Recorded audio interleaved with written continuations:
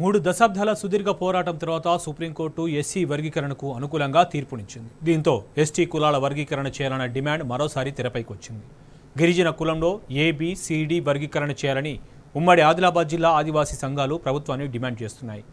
ST వర్గీకరణ చేస్తే అన్ని ఉపకులాలకు సమాన న్యాయం జరుగుతుందంటున్న ఆదివాసీ సంఘాల నాయకులతో మా ప్రతినిధి రాజు ఫేస్ టు ఫేస్.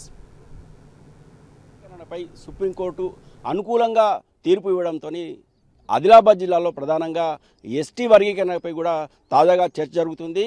ఇప్పటికే ఆదివాసీ సంఘాలు ఎస్టీ వర్గీకరణ కోసం సుప్రీంకోర్టులో కేసు వేయడం జరిగింది. ప్రస్తుతము ఈ ఎస్సీ వర్గీకరణపై తాజాగా చర్చ జరుగుతుంది. ప్రస్తుతం మనతో ఆదివాసీ సంఘాలకు చెందిన ప్రతినిధులు ఉన్నారు. వారిని అడిగి తెలుసుకుందాము.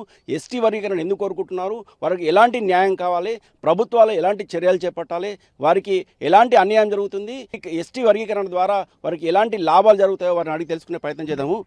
సార్ చెప్పండి, ఎస్సీ వర్గీకరణపై ఇప్పటికే సుప్రీంకోర్టు తీర్పు ఇవ్వడం జరిగింది. ఈ ఎస్టీ వర్గీకరణపై మీరు ఏమనుకుంటున్నారు, ఎలాంటి చర్యలు తీసుకుంటే బాగుంటుంది ప్రభుత్వం? భారతదేశ అత్యున్నత న్యాయస్థానం సుప్రీంకోర్టు మొన్ననే ఎస్సీ ఎస్టీలు వర్గీకరణను మేము సమర్థిస్తున్నామని చెప్పేసి తీర్పునివ్వడం జరిగింది.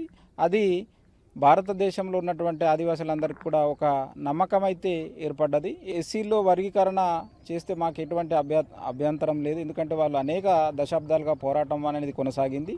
అదేవిధంగా ఆదివాసులు కూడా అనేక దశాబ్దాలుగా పోరాటాలు అనేవి కొనసాగుతూ వస్తున్నాయి. ప్రధానంగా ఎస్టీలో వర్గీకరణ చేయాలనుకున్నప్పుడు ఏదైతే మా ప్రధాన సమస్య, ఇవాళ లంబాడాలు ఎస్టీలు కాదని చెప్పేసి సుప్రీంకోర్టులో కేసు వేయడం జరిగింది ఆదివాసీ సంఘాల తరపున. ఎందుకంటే 342 ఆర్టికల్లో వాళ్ళు లేరు. ఎందుకంటే 1950లో షెడ్యూల్ తెగలను గుర్తించే క్రమంలో భారతదేశ ప్రభుత్వము అప్పుడు వీళ్ళు ఎస్టీలుగా లేరు, వీళ్ళు బీసీలుగా ఉన్నారు. మహారాష్ట్రలో బీసీలు, తెలంగాణలో బీసీలు, అదేవిధంగా కర్ణాటకలో ఎస్సీలు, తర్వాత గుజరాత్లో ఓసీలు, ఇట్లా దేశవ్యాప్తంగా అనేక కులాల వాళ్ళు చెలామణి అవుతూ ఉన్నారు. కాబట్టి ఎప్పుడైతే 1976లో అప్పుడున్నటువంటి కేంద్ర రాష్ట్ర ప్రభుత్వాలు తమ స్వార్థ రాజకీయ ప్రయోజనాల కోసం వాళ్ళను డిఎన్టీలుగా గుర్తించడం జరిగింది, డీనోటిఫైడ్ ట్రైబ్స్. అది కూడా మైదాన ప్రాంతంలో జియో నంబర్ 149 ప్రకారంగా మైదాన ప్రాంతంలో వాళ్ళని చదువు కోసం తీసుకున్నారు. కానీ షెడ్యూల్ ప్రాంతంలో ట్రైబల్స్ కాదు వాళ్ళు. కానీ ఇప్పుడు ఏమవుతున్నది, తెలంగాణ రాష్ట్రంలో ఉన్నటువంటి విద్యా, ఉద్యోగ, ఉపాధి, అభివృద్ధి, సంక్షేమ పథకాలతో పాటు అటెండర్ నుండి ఐఏఎస్ వరకు కూడా మొత్తం కూడా ఆదివాసీ తెగలకు చెందవలసినటువంటి అన్నిటిని కూడా వాళ్ళే దోచుకపోతున్నారు. కాబట్టి వీళ్ళు లంబాడాలు, ఎస్టీలు కాదు.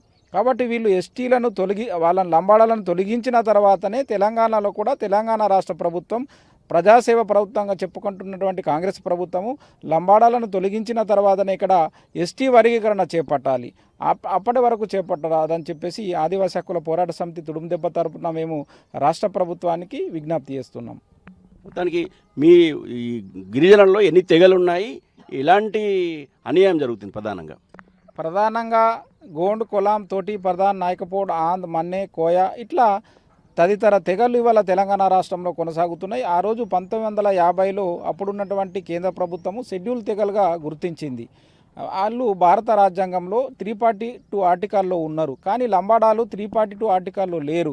ఓన్లీ వాళ్ళు 76 తర్వాత మైదాన ప్రాంతంలో చదువు కోసము 149 జీవో ద్వారా వచ్చారు వాళ్ళు, అది కూడా మైదానంలో. కానీ ఇప్పుడు వాళ్ళు ఏమైంది, షెడ్యూల్ తెగలుగా అందవలసినటువంటి ఏవైతే ఇప్పుడు నేను చెప్పినటువంటి గోండ్, కొలాం, తోటి, ప్రధాన్, నాయకపోడ్, ఆంద్ ఇట్లా కోయ ఎన్ని అయితే తెగలు ఉన్నాయో ఆ తెగలకు అందవలసినటువంటి ఉద్యోగాలు వాళ్ళు అటెండర్ నుండి ఐఏఎస్ వరకు వాళ్ళే, డాక్టర్లు, లాయర్లు, ఇంజనీర్లు, బ్యాంక్ మేనేజర్లు ప్రతిదీ కూడా వాళ్ళే, మాకు రావాల్సినటువంటి వాళ్ళే దోచుకపోతున్నారు. అదేవిధంగా ఆర్థికంగా, విద్యా, అభివృద్ధి పరంగా కూడా వాళ్ళే, అభివృద్ధి సంక్షేమ పథకాలన్నీ కూడా వాళ్ళకే అందుతున్నాయి. కాబట్టి వాళ్ళు కానప్పుడు ఇవాళ భారత రాజ్యాంగాన్ని మనం గౌరవిస్తున్నటువంటి భారతదేశ పౌరులుగా వాళ్ళు ఇల్లీగల్గా, రాజ్యాంగ విరుద్ధంగా, చట్టవిరుద్ధంగా ఎస్టీ జాబితాలో కొనసాగుతున్నారు. కాబట్టి వాళ్ళని ఎస్టీ జాబితా నుండి మేము తొలగించాలని చెప్పేసి ఆదివాసీ హక్కుల పోరాట సమితి తుడుందెబ్బ డిమాండ్ చేస్తున్నాం. వాళ్ళని తొలగించాలనేది కూడా న్యాయమైనటువంటి డిమాండు.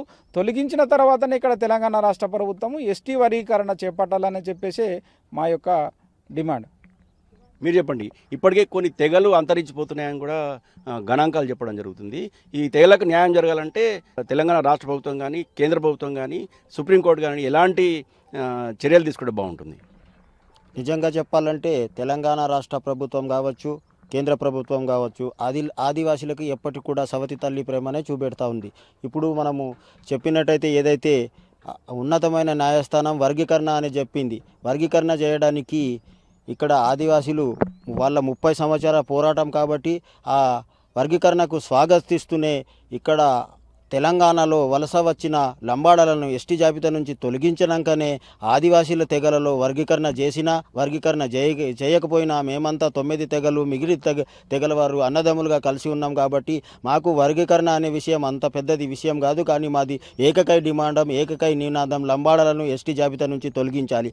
వాళ్లకు తొలగించినాకనే ఆదివాసీలకు నిమ్మ తెగలకు కూడా సరైన న్యాయం జరుగుతుందని మేము భావిస్తున్నాం. ఎందుకంటే తోటి కావచ్చు కొలాం కావచ్చు పీటిచి తెగలవైన వాళ్ళు మీరు అన్నట్టుగా అంతరించిపోతున్న తెగలకు వాళ్లకు రక్తహీనతని బాధపడుతున్న నేడు ప్రభుత్వాలు ఏం చేస్తున్నాయంటే ఏదైనా విషయం ఉంటే లంబాడాలకే వాళ్ళ జనాభా ఎక్కువ ఉంది కాబట్టి ఓటు బ్యాంకు ఎక్కువ ఉంది కాబట్టి వాళ్ళకే ప్రాతినిధ్యం కల్పిస్తూ వాళ్ళకే ఉన్నతమైన పదవులు కల్పిస్తూ వాళ్ళకే ఉన్నతమైన సీట్లు ఇస్తూ వాళ్ళకే ముందుకు తీసుకుపోతున్నారు. కాబట్టి వాళ్ళకు ఎస్టీ జాబితా నుంచి తొలగించడానికే ఆదివాసీ మనుగడ ఆదివాసీ అస్తిత్వం అని మేము భావిస్తున్నాం. వాళ్లకు తొలగించేంత వరకు ఆదివాసీ హక్కుల పోరాట సమితి తుడుందెబ్బ మరియు ఇతర సంఘాలంతా కలిసి యావత్ ఆదివాసీ సమాజం కలిసి తెలంగాణ రాష్ట్రం మొత్తం ఏ రోజైనా నిర్బంధం చేసే దిశగా మేము వెళ్తాం. ఇక్కడ కొంతమంది ఆదివాసీ మహిళలకు సంబంధించిన ప్రతినిధులు ఉన్నారు, వాళ్ళని అడిగి తెలుసుకునే ప్రయత్నం చేద్దాము.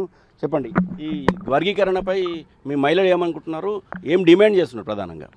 వర్గీకరణపై మా మహిళలు ఆదివాసీ మహిళల గురించి సార్, ఎందుకనంటే ఆదివాసీ మహిళల గురించి ఆ వర్గీకరణ అది మంచిదే, వర్గీకరణ చేసిన మంచిదే. ఇప్పుడు లంబాడల గురించి ఆలోచన చేసి కేంద్రం కానీ రాష్ట్రం కానీ అది లంబాడ గురించి అర్థం చేసి ఇప్పుడు ఏదైతే వర్గీకరణ చేస్తున్నారో దాన్ని దృష్టిలో పెట్టుకొని మాకు కూడా న్యాయం చేస్తారని మేము అనుకుంటున్నాం ఆదివాసీ మహిళల తరపున.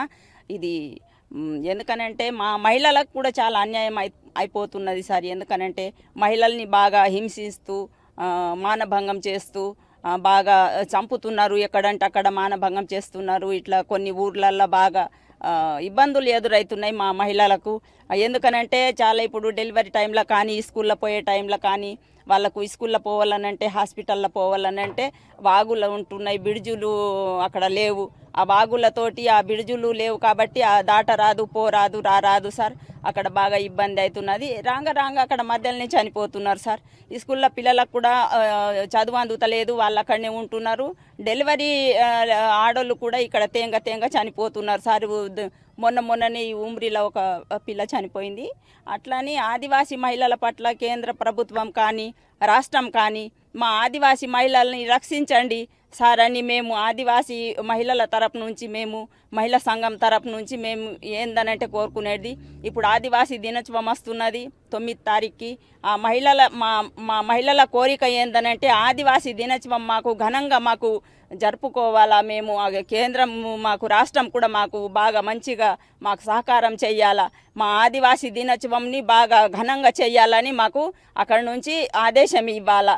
మా ఆదివాసీ పండుగ ఇక్కడి నుంచి ఎక్కడ హైదరాబాద్ వరకు కూడా మంచిగా ఘనంగా చేయాలని మా ఆదివాసీ మహిళల్ని కాపాడతారని మేము కోరుకుంటూ, మొత్తానికి తాము కనీస మౌలిక సదుపాయాలు లేని పరిస్థితుల్లో అడవిని నమ్ముకునే జీవిస్తున్నామని ఇప్పటికైనా కేంద్ర రాష్ట్ర ప్రభుత్వాలు అలాగే కోర్టు కూడా వెంటనే జోక్యం చేసుకొని గిరిజనుల్లో వర్గీకరణపై ఒక స్పష్టమైన ఆదేశాలు ఇవ్వాలని చెప్పేసి వర్గీకరణ వెంటనే చేపట్టాలని, అలాగే గిరిజనుల్లో అత్యధిక రిజర్వేషన్లతో పాటు ఇతర రకాలుగా లబ్ధి పొందుతున్న లంబాడలను ఎస్టీ జాబితాను తొలగించాలని ప్రధానంగా ఇక్కడ ఉన్న ఆదివాసీ సంఘాలు డిమాండ్ చేయడం జరుగుతుంది.